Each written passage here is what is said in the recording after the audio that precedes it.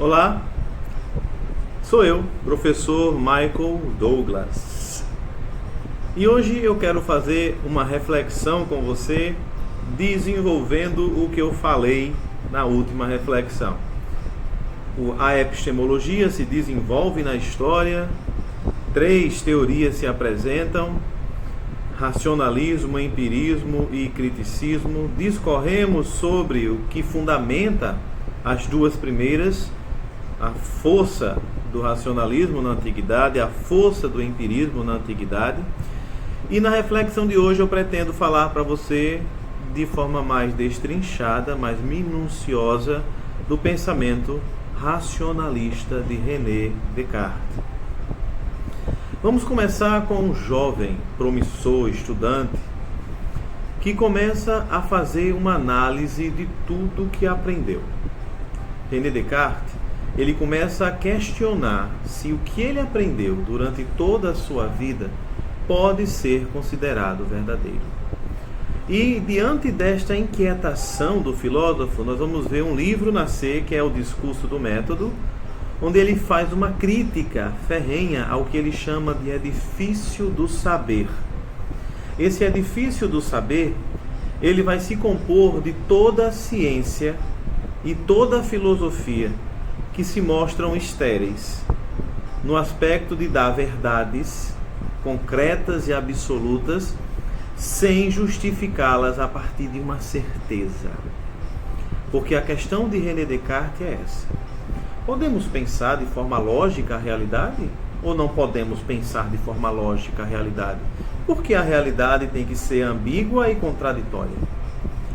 Então René Descartes vai desenvolver um conjunto de pensamentos que nós vamos chamar de método. Então o método de René Descartes, ele vai ganhar corpo iniciando nessa questão da dúvida, de colocar tudo sobre uma peneira, até encontrar daquilo que se colocou na peneira o que desce. Se eu colocar todas, vamos fazer essa analogia que René Descartes fez. Se eu colocar tudo na peneira, o que é que sai na parte de baixo? O que é que eu vou usar ali de baixo? Qual é o lixo que fica em cima e qual é a parte que eu posso usufruir? René Descartes vai usar o exemplo de um funil, tá? Mas eu estou usando de peneira, que eu acho que fica mais simples para você entender. Então René Descartes, sendo um filósofo moderno, vendo o desenvolvimento da modernidade e tentando pensar de forma científica, defende a lógica matemática para justificar sua filosofia. Ele é racionalista, então ele acredita na razão, na abstração, na transcendência. Então vamos tentar pensar como ele justifica isso. A primeira coisa que nós vamos fazer é pensar que um René Descartes começa a duvidar das coisas e diz: não podemos confiar em tudo. Como as coisas se mostram tão contraditórias no mundo, nós precisamos de um método que garanta um conhecimento verdadeiro. Aristóteles já tinha criado um método, a lógica. Mas o Descartes diz que a lógica é muito vasta e complexa, o que pode fazer o pesquisador se atrapalhar. Então o Descartes se coloca como agora o novo protagonista e ele cria o seu próprio método. Nós vamos chamar esse método de método cartesiano, dividido em 4 partes. Vou dizer o nome deles, das partes, e em seguida eu explico cada um. O primeiro passo é a evidência. O segundo passo é a análise. O terceiro passo é a síntese. E a quarta parte é a enumeração. Em que consistem esses 4 passos do método? René Descartes diz: para se fazer ciência, nós não podemos falar sobre qualquer coisa, porque algumas coisas podem ter verdades e outras não. Então nós temos que saber aquilo que se mostra verdadeiro para todas as pessoas, que se mostra de forma clara e distinta, que se mostra óbvia, que as pessoas olham, veem, ouvem, sentem e não podem negar. Esse é o primeiro passo para o René Descartes. fazer ciência usando como elementos ou objetos aquilo que se apresenta de forma clara e distinta. O segundo passo para René Descartes, diante de um problema científico a se resolver, é tentar destrinchar esse problema em quantas partes ele puder. Este é o segundo passo do método cartesiano. Dividir o problema em quantas partes puder, para fazer logo em seguida, terceira fase, uma separação gradual do conhecimento, começando do mais simples para o mais complexo. Aí nós chegamos no quarto passo do método, que impede qualquer tipo de conhecimento falho.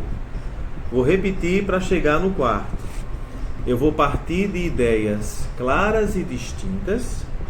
Eu vou dividir o problema em partes menores. Vou organizar os problemas dos mais simples para os mais complexos dados, até chegar na enumeração. A enumeração, meus queridos, é nada mais, nada menos do que, adivinha? Enumerar passo a passo. Codificar, dar um sentido lógico, para que quando você fizer o percurso não encontre erro nenhum. E o que é que você encontra no final? O que é que sai no final da peneira? Para entender isso, você tem que lembrar um pouco da matemática na vida do René Descartes. Ele é o criador da geometria analítica e você já viu Descartes em vários exercícios de matemática e física. E se brincar de química, que eu não estou bem lembrado agora. Mas se você viu o plano cartesiano dando para você medidas a serem calculadas e acertadas, você está diante daquilo que nós podemos chamar de geometria analítica, fundada por René Descartes. Qual o projeto de René Descartes? Ele percebe que a geometria e a álgebra são áreas diferentes. Sendo áreas diferentes, elas não podem justificar algo na realidade. Então, qual a conclusão de René Descartes? Que é necessário unir as duas. Unir as duas para que nós possamos traduzir os problemas geométricos dentro de uma linguagem algébrica, que nos proporcionará que todos os nossos conhecimentos geométricos do mundo possam ser feitos em forma de equações. Professor, diga isso de uma maneira mais simples. Se eu consigo unir geometria e álgebra, eu vou conseguir transformar os problemas algébricos em dados equacionais, o que significa poder traduzir. Aí René Descartes diz: eu posso transformar numa equação, agora, os problemas geométricos.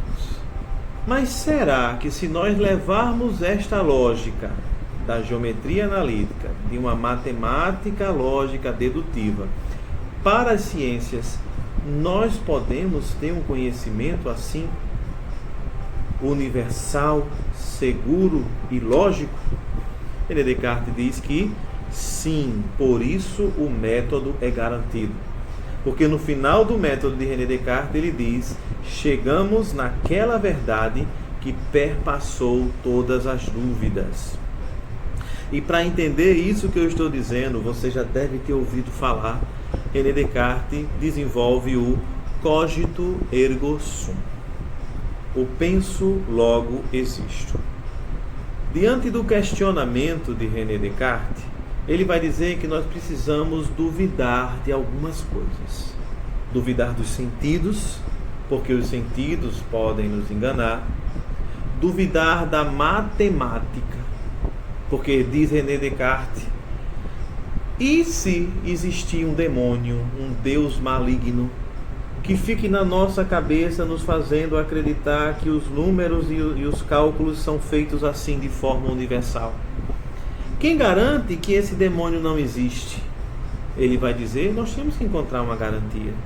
Nós temos que encontrar uma garantia para acreditar naquilo que nós vemos.